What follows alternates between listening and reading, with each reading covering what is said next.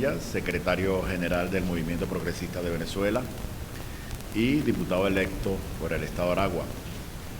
En el día de hoy nosotros queremos ahondar un poco en las reflexiones de lo que pasó el 6 de diciembre y las reacciones que hemos tenido a nivel nacional.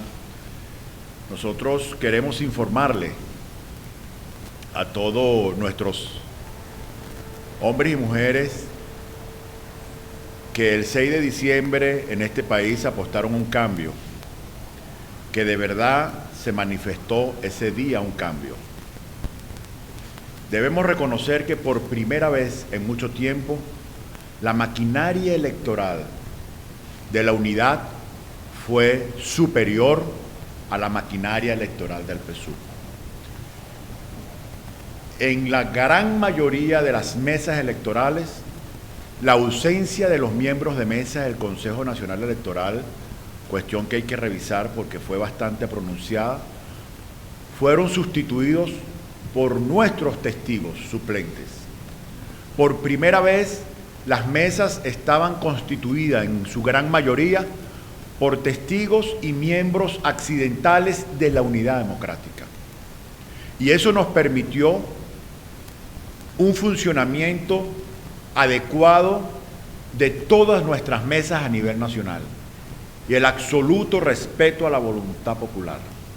Pero también eso indica otra cosa, un debilitamiento sostenido en la militancia del PSUV. De nada le sirvió al PSUV obligar a maestros, a estudiantes universitarios, a funcionarios públicos de toda índole, a que tenían que llevar una planilla con el 1×10 bajo amenaza. En el fondo la gente votó por quien quiso, por lo que creía correcto.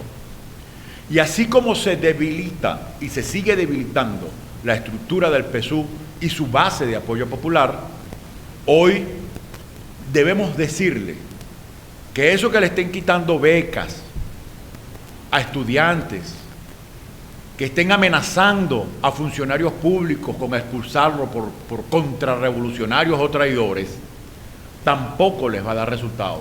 Por el contrario, va a profundizar el descontento que hoy se siente en todos los niveles de la base que apoyó al PSUV y a Nicolás en su momento. Que esa no es la respuesta de un gobierno derrotado ampliamente, que deben hacer una evaluación correcta del momento histórico de lo que está pasando, que no es el mecanismo del chantaje burocrático, de la presión, de la descalificación, el que debe ser utilizado. Ese es el que fue condenado. Y nosotros desde el movimiento progresista queremos señalar que vamos a seguir apostando a la construcción de un modelo político donde todos los venezolanos y venezolanas nos respetemos, indistintamente de su manera de pensar, que las instituciones del Estado son patrimonio de todos los venezolanos y su funcionamiento tiene que estar al servicio de un país y no de un partido político. Eso fue lo condenado y lo rechazado mayoritariamente el 6 de diciembre. Queremos pedirle al gobierno nacional no solamente que cese en esa práctica, sino que comience a hablarle con la verdad al país. Estamos escuchando todavía el condenado y no creíble argumento de la guerra económica, que si ganó el imperio, que si ganaron los sectores financieros. No, ganó la voluntad de cambio de todo un pueblo, más de 7,5 millones de venezolanos. Y con ese triunfo y esa señal de cambio no es para 7,5 millones de venezolanos, es para toda Venezuela. Y nuestro mensaje es que estamos abiertos a debatir, a dialogar sobre las causas que llevaron a un gobierno que administró los más grandes recursos de la historia venezolana en tan corto tiempo y que hoy vemos con preocupación que el año que viene no tenemos cómo pagar la deuda externa. Hemos escuchado con asombro al presidente de la República decir que hay una conspiración internacional contra su gobierno. Señor, la ausencia y el deterioro en la credibilidad de este gobierno viene dado porque en el año 2013-2014 se autorizaron importaciones. Los importadores venezolanos le pagaron al gobierno los bolívares por esas importaciones. Llegaron las importaciones que fueron certificadas por la Guardia Nacional y el CENIAT. Y con esa carta de certificación de la importación correctamente, el gobierno nacional tenía que realizar el pago a los proveedores internacionales y no lo hizo. 11.000 millones de dólares que este gobierno se comprometió en pagarle a proveedores internacionales de otras naciones que nos suministran alimentos y otros bienes necesarios para el funcionamiento de nuestra economía, y no los pagó. Tenemos al gobierno de Uruguay reclamando pagos al gobierno venezolano, al gobierno de Argentina, al gobierno de Ecuador, al gobierno de Bolivia, reclamándole pagos al gobierno venezolano de compromisos no honrados y no cumplidos. Este gobierno es acelerada la falta de credibilidad y el hecho de que instituciones financieras en el mundo escuchen que el principal argumento de este gobierno es que eso es debido a una guerra económica. Bueno, somos el centro de la risa internacional y nosotros somos una vergüenza internacional por la manera tan pirata como el gobierno nacional argumenta su fracaso e intenta de fabricar excusas que ya nadie cree.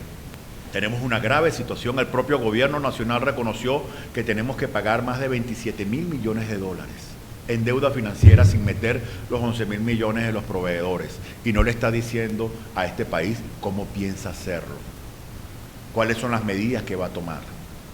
Hemos dicho que nosotros a partir del 5 de enero vamos a auditar, vamos a pedir cuenta a todos los ministros, vamos a descubrir qué fue lo que pasó con más de 600.000 millones de dólares que llegaron en los últimos 6 años y que no se sabe dónde están. Vamos a investigar la denuncia del exministro Giordani, que dice que desaparecieron más de 20.000 millones de dólares en Cadivi. Eso es necesario saber qué pasó para tomar los correctivos y poder enfrentar la terrible crisis que se cierne sobre los venezolanos el año que viene. Hemos conversado con el sector privado, ¿no?, con otros colegas, y lo que nos dicen es que la situación hoy es una maravilla comparado con lo que viene el año que viene. Y este año entrante hay que asumirlo con sentido de país, con sentido de patria, con mucha responsabilidad. Lo que va a pasar no nos alegra, nos preocupa, y queremos que el gobierno nacional entienda definitivamente que este país está cambiando y está cambiando para mejor y que necesita una nueva manera de actuar del gobierno nacional. Felicitamos también y saludamos, porque así como criticamos, también queremos saludar el hecho de que las Fuerzas Armadas tuvieron un extraordinario comportamiento el 6 de diciembre y que ahora los efectivos castrenses estén regresando a los cuarteles. Nos parece saludable, nos parece correcto. Lo que no nos parece correcto es que los ministerios están siendo asumidos nuevamente, no por los mejores venezolanos, sino por militantes del PSUV, que no tienen ningún tipo de experiencia en el área en el que están siendo designados. Por ejemplo, yo competí en mi circuito con el diputado hasta el 4 de enero, Elvis Amoroso, ahora nombrado ministro de Educación. ¿Qué puede saber Elvis Amoroso del sistema educativo de este país, si eso nunca ha sido su área ni su especialización? Fracasó en su intento de ser magistrado del Tribunal Supremo de Justicia y lo premian nada más y nada menos con el ministerio más importante para una nación, el ministerio rector de la educación de los niños y niñas de nuestro país, de nuestros adolescentes, y se pone en manos de una persona que no tiene absoluto conocimiento de eso, demostrando que no están aprendiendo la lección, que necesitamos colocar al frente de las instituciones no a los compañeros del partido, que ya fracasó el PSUV, sino que hay que poner a los hombres y mujeres más preparados en esas áreas para que este país pueda salir adelante. Ya basta de tanta piratería, ya basta que las instituciones venezolanas estén secuestradas por un partido político que actúa de manera monopólica en la conducción de lo que afecta el destino de todos los venezolanos. Ese es el modelo único que fracasó y queremos que se exprese a partir del año 2016 una conducción política que nos incluya a todos y que todos los venezolanos y los mejores y más preparados venezolanos en diferentes áreas sean los que puedan tomar las riendas de instituciones vitales para superar las grandes dificultades que nos esperan.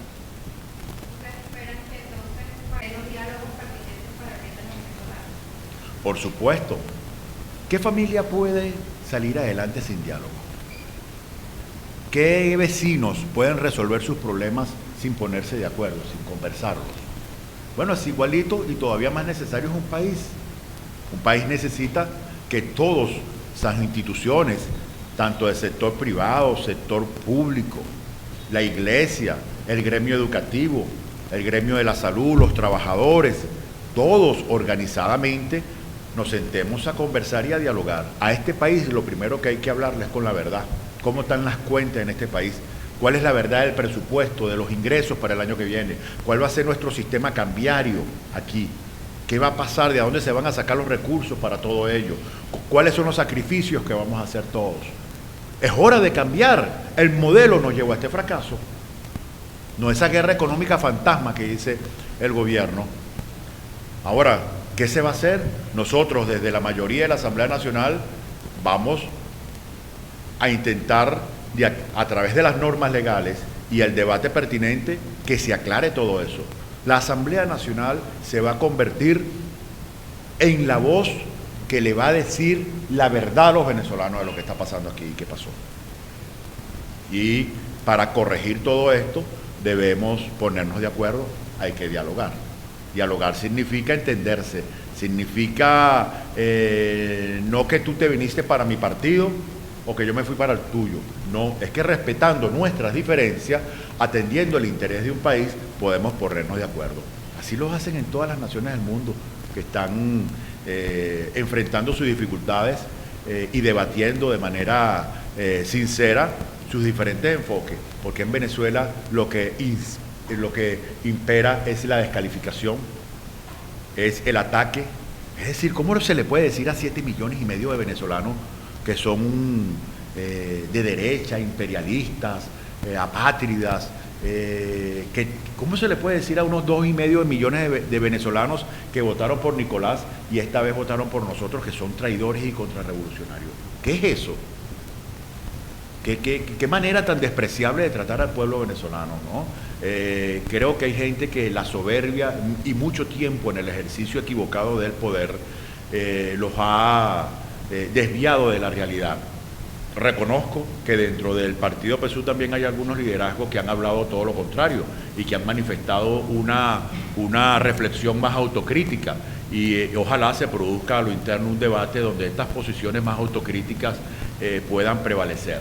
De todas maneras, la realidad en un país no admite juegos y ya llegamos al llegadero. En el 2016 este gobierno tendrá que hacer lo que tendrá que hacer, porque si no este país puede entrar en un drama social y de inestabilidad muy grave.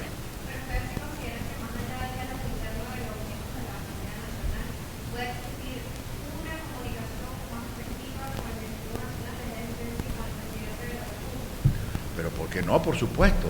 El presidente de la República es el que administra el 90% de los recursos de este país. Y ojalá nos llamara para poder ver desde la Asamblea Nacional en qué podemos ayudar para diagnosticar y evitar que cada vez más venezolanos entren en pobreza extrema. Miren, en los recorridos que nosotros hicimos, lo que observamos fue un país de mucha pobreza, de muchas necesidades, muchos pueblos sufriendo. Y eso lo tenemos que evitar, lo tenemos que combatir. Y para ello nos vamos a sentar con todo el que nos tengamos que sentar.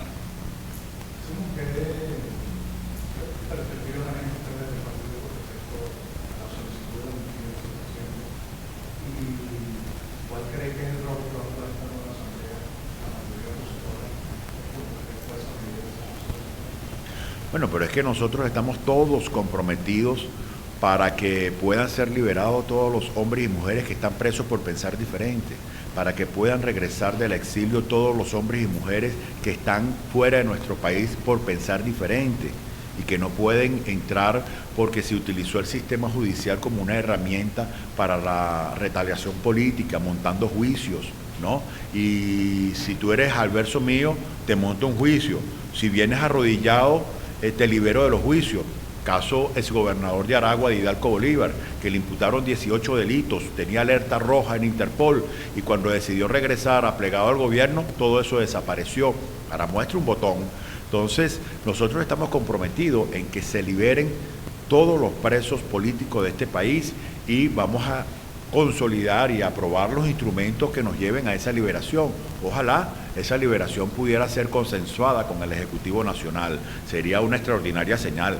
Sin embargo, nosotros vamos a seguir en nuestra lucha y hasta que no sean liberados los presos políticos y regresen del exilio todos los venezolanos que están afuera por pensar diferente, eso va a ser parte de las luchas que vamos a dar. Ahora entendemos que esa es una de las luchas. La otra tiene que ver con el sufrimiento del pueblo en virtud del fracaso de un modelo que los tiene cada vez más empobrecidos, que no se consiguen medicamentos. Hay que ver la cantidad de ancianos que están padeciendo porque no tienen medicamentos, no tienen cómo comprarlo, no lo consiguen. Eso es un drama social que nosotros tenemos que abordar, es decir, el interés primordial para la unidad y para todo movimiento político tiene que ser el bienestar de su pueblo.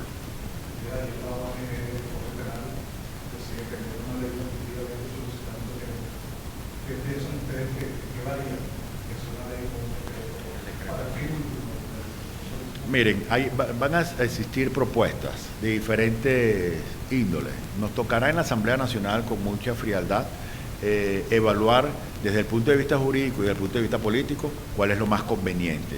Esas son propuestas que bienvenidas sean, vamos a revisarlas todas y bueno, asumiremos las que sea más conveniente para lograr los objetivos planteados.